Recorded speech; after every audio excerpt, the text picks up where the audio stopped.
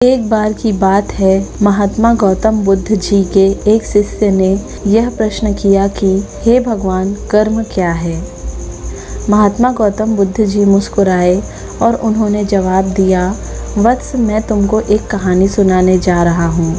इस कहानी के माध्यम से तुम सभी शिष्य यह समझ जाओगे कि कर्म क्या है। एक राजा था। वह अपने मंत्री के साथ देश का भ्रमण करने निकला। भ्रमण करते करते राजा और मंत्री एक बाजार में पहुंच गए। उस बाजार में राजा का ध्यान एक दुकानदार के ऊपर गया। उस दुकानदार को देखते ही राजा के मन में न जाने क्यों यह विचार आया कि मैं इस दुकानदार को कल फांसी की सज़ा दे दूं। यह बात राजा ने मंत्री को बताया। मंत्री कुछ बोले उससे पहले राजा उस दुकानदार के दुकान के सामने से आगे निकल चुके थे और दूसरी बातें करने लगे। मंत्री बहुत चिंतित हो गया। वह बात समझ नहीं पा रहा था कि दुकानदार की गलती क्या है। दुकानदार से बिना कुछ बात किए, बिना कुछ सोचे समझे महाराज ऐसा फैसला लेने के बारे में क्यों सोच रहे हैं। राजा और मंत्री भ्रमण करने के बाद राज दरबार वापस चले गए। मंत्री को रात भर नींद नहीं आई। सुबह जागने के बाद मंत्री एक साधारण प्रजा का रूप बनाकर उस दुकानदार के पास गया और उस दुकानदार से पूछा, तुम क्या बेचते हो। दुकानदार ने जवाब दिया, मैं चंदन की लकड़ी बेचता हूँ। फिर मंत्री आसपास के लोगों से दुकानदार के बारे में पूछना शुरू किया। सबने जवाब दिया कि दुकानदार किसी से बोलता नहीं है, हमेशा दुखी रहता है। मंत्री को बात समझ में आ गई। मंत्री फिर वापस दुकानदार के पास गया और उस दुकानदार से पूछा, तुम दुखी क्यों रहते हो। दुकानदार ने बताया, मैं दुखी इसलिए रहता हूँ क्योंकि मेरे दुकान पर लोग आते हैं, चंदन की लकड़ियाँ सूंघते हैं और बोलते हैं बहुत ही सुंदर है, बहुत ही अच्छी महक है, लेकिन कोई खरीदता नहीं है, इसलिए मैं बहुत दुखी रहता हूँ। मंत्री दुकानदार की बात सुनकर खुद भी भाव विभोर हो गया। कोई भी दुकानदार दुखी क्यों ना हो अगर उसके दुकान का कोई भी सामान खरीदा ना जाए, जबकि सामान में कोई भी कमी ना हो। मंत्री सोचने लगा कि यह दुकानदार अपने दुखों की वजह से इतना दुखी रहता है, परंतु राजा इस दुकानदार को फांसी पर क्यों लटकाना चाहते हैं। अर्थात राजा के मन में आए हुए विचार का उत्तर अभी तक मंत्री को नहीं मिला था। मंत्री ने फिर दुकानदार से पूछा, भाई तुम क्या करोगे अगर तुम्हारे दुकान की सारी चंदन की लकड़ियाँ ऐसे ही रखी रह जाएंगी तो।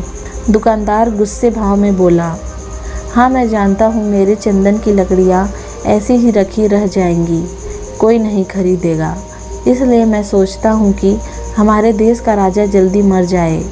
अगर वह जल्दी से मर जाता है तो मैं उस राज दरबार में उस राजा के दाह संस्कार के लिए अपनी चंदन की लकड़ियाँ देता, जिससे मुझे कुछ पैसे मिल जाते और इस बाज़ार के अलावा बाकी के लोगों को भी मेरे चंदन की लकड़ियों के बारे में पता चलता, तो फिर शायद कुछ न कुछ लोग मेरी दुकान से ज़रूर चंदन की लकड़ी खरीदने आते। मंत्री दुकानदार की बात को सुनकर सब कुछ समझ गया और उसके मन में एक विचार आया। मंत्री ने दुकानदार से चंदन की कुछ लकड़ियाँ खरीदी। इस खरीदारी से दुकानदार को कुछ पैसे भी मिल गए और वह थोड़ा खुश भी हो गया। मंत्री चंदन की लकड़ियों को लेकर वापस राज दरबार चला आया। राज दरबार पहुंचकर मंत्री ने उस चंदन की लकड़ियों को राजा के समक्ष रख दिया और बोला कि हे राजन, ये चंदन की लकड़ियाँ उसी दुकानदार ने आपको भेंट किया है जिस दुकानदार को आप फांसी देने के लिए सोच रहे थे। राजा उस चंदन को सूंघे तथा सूंघने के बाद बड़े ही प्रसन्न हुए। उन्होंने कहा, यह चंदन की लकड़ियाँ बहुत ही ज़्यादा खुशबूदार है। दुकानदार के इस अनोखे भेंट से राजा बहुत खुश हुआ और मंत्री को कुछ स्वर्ण मुद्राएं दिए तथा बोले, जाओ उस दुकानदार को ये स्वर्ण मुद्राएं इनाम में देना और बोलना कि आज के बाद महल में जब भी कभी चंदन की लकड़ी की ज़रूरत पड़ेगी तब तुम्हारे दुकान से ही चंदन की लकड़ी ली जाएगी। मंत्री जी मुस्कुराने लगे तथा यह सोचने लगे कि अब तो राजा के मन में उस दुकानदार को फांसी देने का विचार आ ही नहीं सकता, क्योंकि अब तो हमेशा राज दरबार के लिए चंदन की लकड़ियों का इंतजाम की जिम्मेदारी उस दुकानदार को जो मिल गई। मंत्री स्वर्ण मुद्राओं को लेकर वापस दुकानदार की तरफ चल दिए।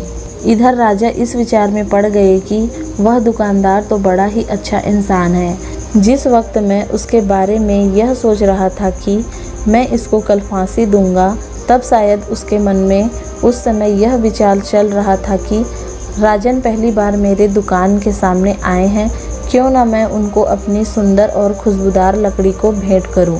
और आज उसने मुझे भेंट भी किया।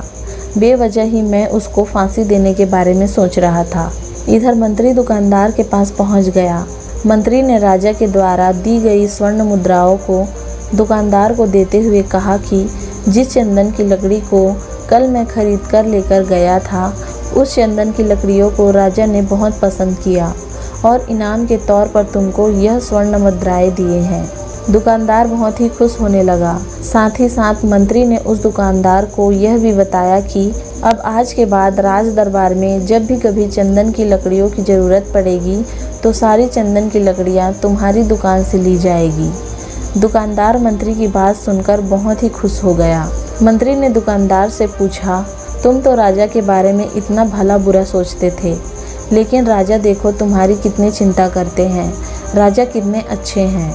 राजा अपनी प्रजा के बारे में कभी भी गलत नहीं सोच सकते हैं। दुकानदार मंत्री की बात से सहमत हो गया और बहुत दुखी हुआ। दुकानदार मंत्री से बोला, मैं कितना गलत सोचता था राजा के बारे में। राजा तो बड़े ही अच्छे हैं, बड़े ही भले राजा हैं। भगवान करे कि राजा की बहुत ही लंबी आयु हो। यह बात सुनकर मंत्री भी बहुत खुश हुआ। फिर मंत्री वहाँ से वापस राज दरबार को चला गया और यहीं पर महात्मा गौतम बुद्ध जी ने इस कहानी को समाप्त कर दिया। फिर अपने शिष्यों से उन्होंने पूछा कि अब बताओ कि कर्म क्या है। किसी शिष्य ने कहा कर्म बोले हुए शब्द हैं। किसी शिष्य ने कहा कर्म बोले हुए शब्द हैं।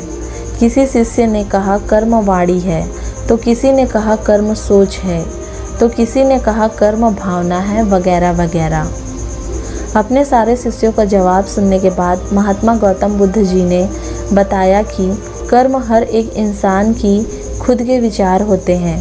हमारे विचार जैसे रहेंगे हम वैसे ही कर्म करेंगे और उन्हीं विचारों के द्वारा की हुई कर्म हमारे सुख और दुख के लिए उत्तरदायी होंगे।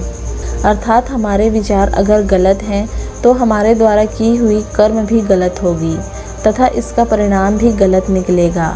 परिणाम स्वरूप हम दुखी रहेंगे। अगर हमारे विचार सही रहेंगे तो हम सही कर्म करेंगे। सही कर्म करेंगे तो फिर सही फल मिलेगा, जिससे हम सुखी रहेंगे। इस कहानी से हमने यह सीखा कि अगर हमारे विचार सही रहेंगे, निष्पाप रहेंगे, तो उन्हीं निष्पाप और सही सोच की वजह से लिया गया हर फैसला सही होगा। जब सही फैसला लेंगे तब वह हमारे द्वारा की हुई सही कर्म होगी। जब सही कर्म होगी तो सही परिणाम मिलेगा, जिसकी वजह से हम सुखी रहेंगे, खुश रहेंगे। तथा इसी जगह पर अगर हमारे विचार गलत रहेंगे तो हमारे द्वारा लिया गया फैसला भी गलत होगा और किया गया कर्म भी गलत होगा, जिसे दुष्कर्म कहा जाता है। और उन्हीं दुष्कर्म की वजह से परिणाम भी गलत मिलेगा। जब दुष्परिणाम मिलेगा तब हम दुखी रहेंगे, परेशान रहेंगे। कर्म का मंत्र, सही कर्म सुख देगा, दुष्कर्म दुख देगा।